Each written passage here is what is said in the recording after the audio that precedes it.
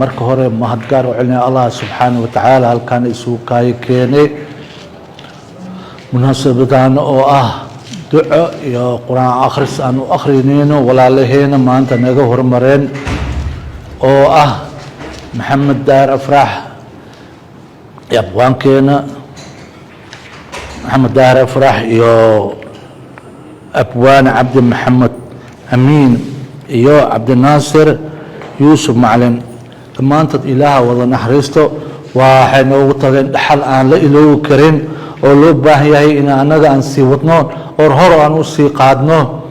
insha Allah taasna waxay ku imaan kartaa dadaal iyo fikir dheeraad anaga dhexdeena aan isku wada sameeyno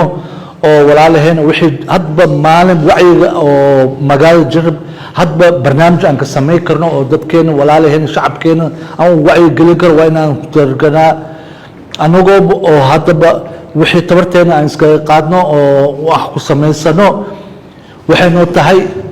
faa'iido noo tahay dadkana oo ku soo jiidanayna dadkana wax noo u sheegayna insha Allah taasna waa rabnaa inaan sameeyno waxa kale oo ku sheegaya oo leeyahay in aan anaga dhexdeena la kala jibin oo ishaasano hal aan naqano hal hadab aan ku socono hal go'aan iyo wax aan kala qaadano taas ayaan ku rajeynaa insha Allah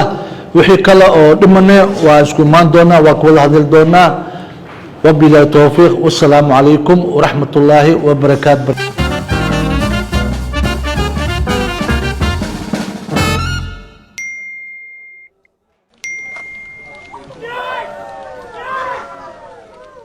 soo ma aragtaan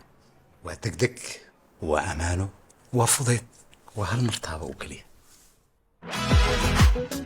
ku bixi mushaaraadka shaqaalaha si fudud oo hufan adigoo adeegsanaya tiknoolajiyada casriga ah dahabay altaabasho oo kaliya